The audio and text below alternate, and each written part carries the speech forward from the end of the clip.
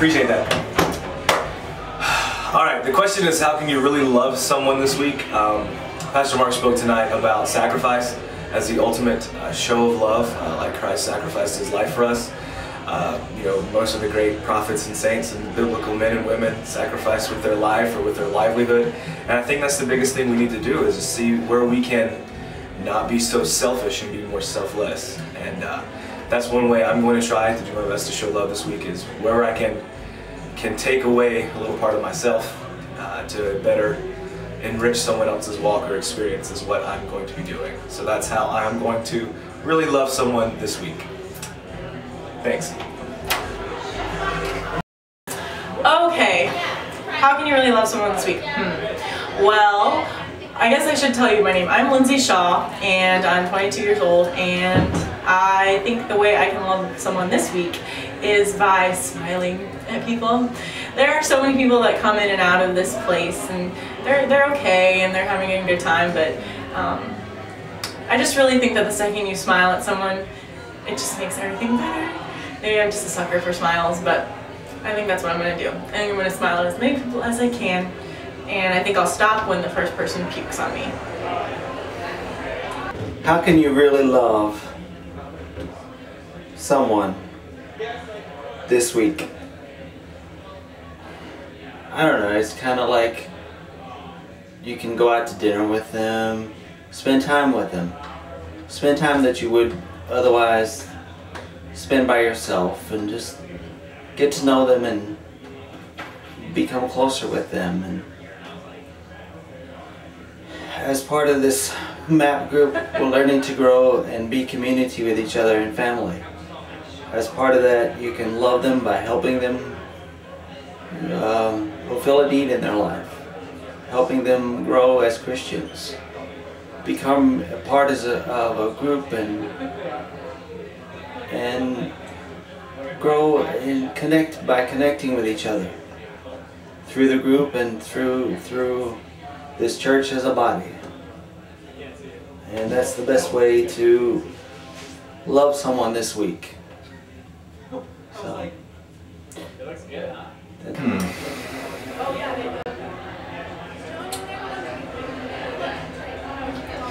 I think how I can love someone. I think love for me has a lot to do with time lately. I think I have to make time for people. Which is funny, Mark was talking today about if there's no sacrifice, then there is no gift to God, there's no giving back. And I think time has to be my sacrifice, because I get myself into a pretty busy schedule, and I have to just stop on a hourly basis and make sure that I'm actually giving the people around me the time to love them. That's it. My name is Dan.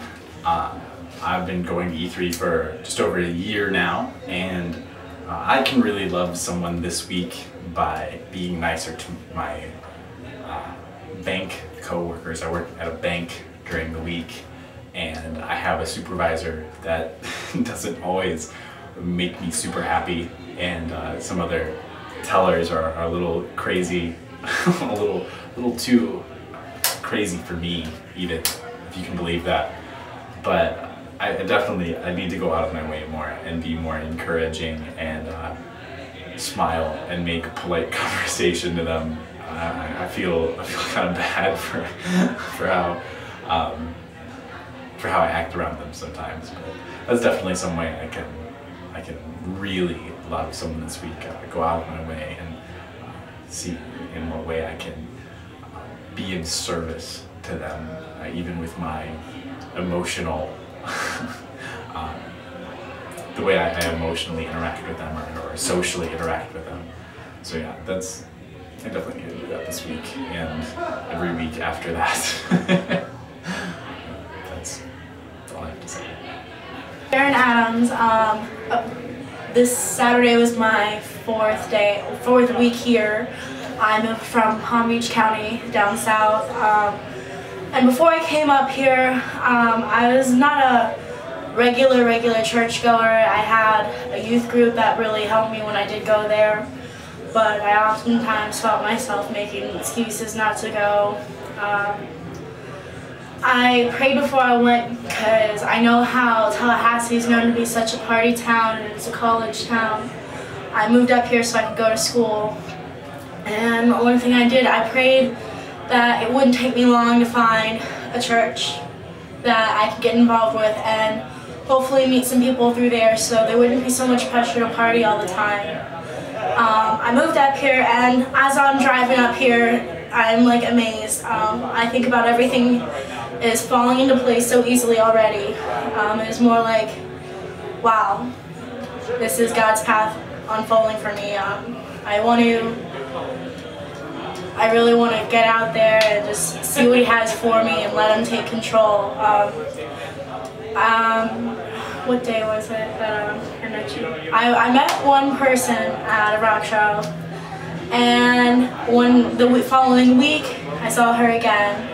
And so she came and she spent the night, and she had to go to church in the morning, so I went with her to church, and there I met another friend, and then we went to a Bible study following that, and I met 6 more friends. And then we went to another thing back at the church, and then they introduced me to E3. And it was last Sunday, and it was honestly the most Jesus-filled day I've ever had. And I've just been, as we're in the Bible study, I'm looking around and all these people who have become my new great friends, I'm just like, oh my God, how did I get here, you know? I'm just like amazed. Everything happens for a reason. I do not believe in coincidences.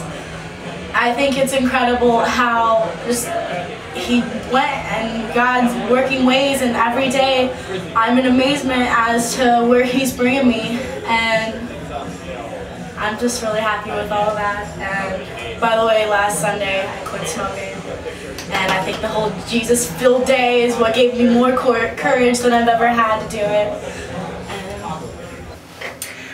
Hey, my name is Jessica Blocker. This is week 2.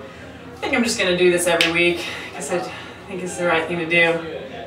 This week, the question of the week is, how can you really love someone this week? And I think that the way that I'm going to love people this week is every Facebook message, every voicemail I receive, every email will be answered promptly and acknowledged, and I'm really bad at that, and I want to blanketly apologize to everyone that I fall short in that area with. So, you're going to be loved this week. If you send me an email, I'm going to send it to you. I'm going to send it right back, and you're going to feel loved. So, that's what I got. Well, talk to you later.